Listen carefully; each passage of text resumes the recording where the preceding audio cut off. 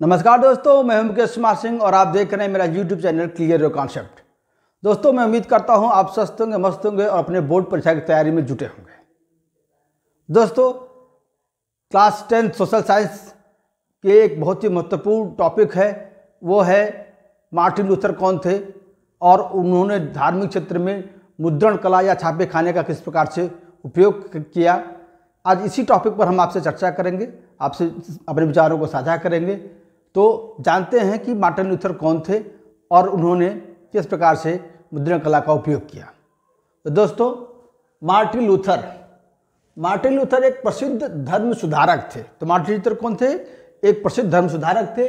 उनका जन्म जर्मनी में 10 नवंबर 1485 को हुआ था। 10 नवंबर 1485 में जन्म हुआ था जर्मनी में। मार्टिन लूथर का धर्म सुधारक थे। इन्होंने रोमन कैथोलिक चर्च में होने वाली बुराइयों का विरोध किया। इन्होंने, अब जैसा कि जानते हैं कि ईसाई धर्म या कैथोलिक चर्च धर्म को ही तरह से कहते हैं, जिसकी स्थापना ईसा मसीह के द्वारा हुई थी। उस कैथोलिक धर्म में जो बुराइयां समा गई थी, जो बुराइयां घुस गई थी, उसको दूर करने और उसका सुधार करने के उद्देश्य से इन्होंने एक आंदोलन चलाया था। किसने? मार्टिन लूथर धार्मिक बुराइयों को दूर करने के अलावा एक शिक्षक थे। वो जर्मनी के शहर विटनबर्ग में एक विश्वविद्यालय था, उसके शिक्षक भी थे। वो चर्च सुधारक, वो चर्च यानी कि आप जिसे जानते हैं, जिस प्रकार से हिंदू धर्म में मंदिर, इस्लाम धर्म में ईसाई, उसे ही जो पूजा का स्थल होता है उसे ईसाई धर्म में चर्च कहते हैं। तो उस चर्च में जो बुराइयां थी उसको दूर करने वाले सुधारक थे। और पादरी, इन्होंने धर्म की शिक्षा ग्रहण की थी, धर्म के टीचर थे, तो वो एक पादरी के रूप में भी काम करते थे। ऐसा माना जाता है कि उनके विचारों ने प्रोटेस्टेंट धर्म सुधार आंदोलन को जन्म दिया। उन्होंने कैथोलिक धर्म की बुराइयों को दूर करने के लिए जो आंदोलन चलाया उसे प्रोटेस्टेंट धर्म सुधार आंदोलन कहा जाता है।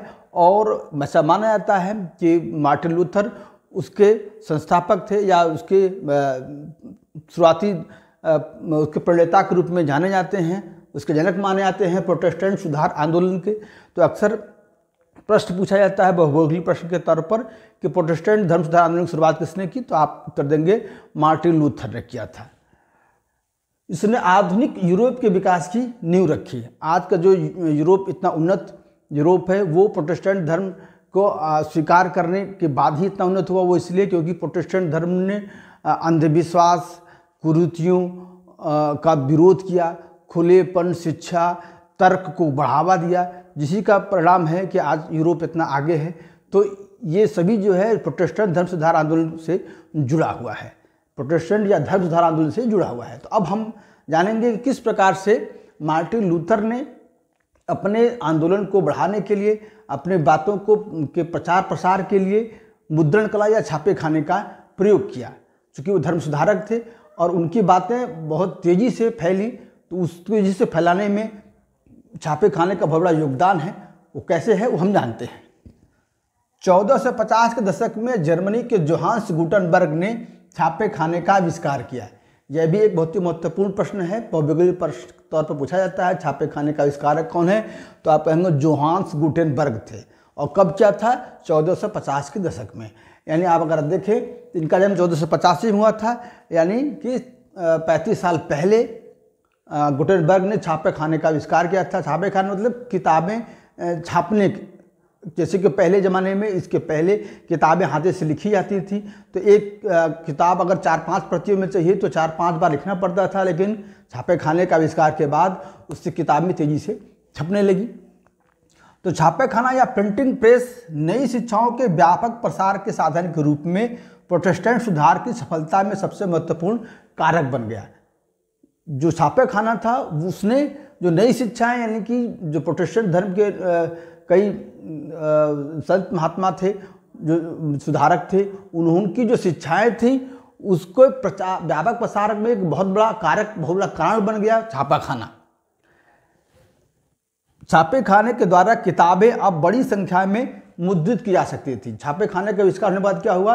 किताबें बहुत ज़्यादा मुद्रित की जा सकती थी, छापी जा सकती थी, सस्ते में बेची जा सकती थी और व्यापक रूप से वितरित की जा सकती थी। अब किताबों की प्रतियां बनाना बहुत आसान हो गया, क्योंकि पहले तो एक एक किताब लिखनी पड़ती थी।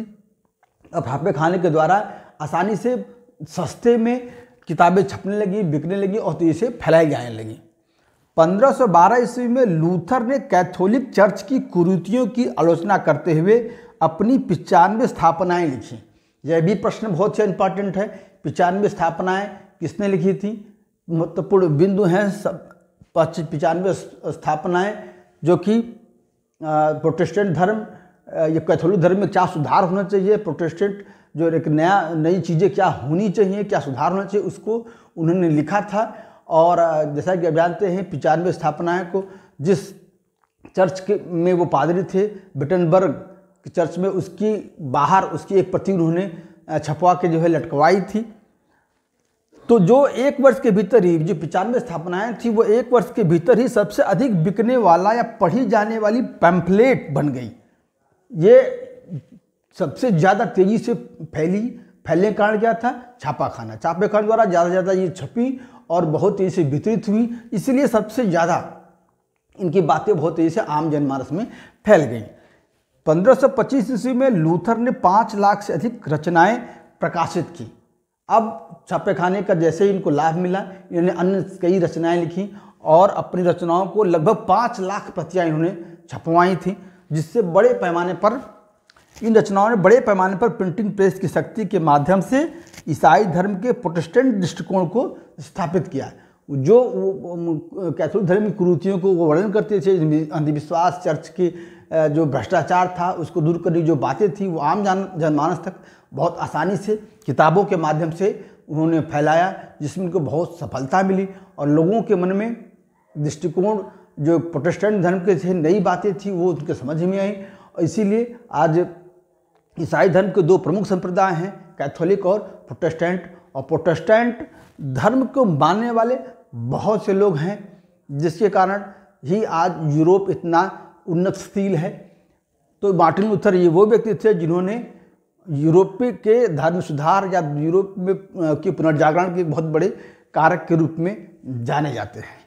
दोस्तों, मैं उम्मीद करता हूँ आपको मेरा वीडियो अच्छा लगा होगा। यदि अच्छा लगा हो तो प्लीज़ मेरे चैनल को सब्सक्राइब करें, बेल आइकन को प्रेस करें, ताकि जो भी मैं वीडियो बनाऊंगा आपके बोर्ड पर झलकदारी के लिए वो तुरंत आपके पास पहुँचे और आप इसका अधिक से अधिक लाभ उठाएँ। दोस्तों, फिर से आपसे मिलते हैं एक नए वीडियो के साथ। तब तक के लिए नमस्कार।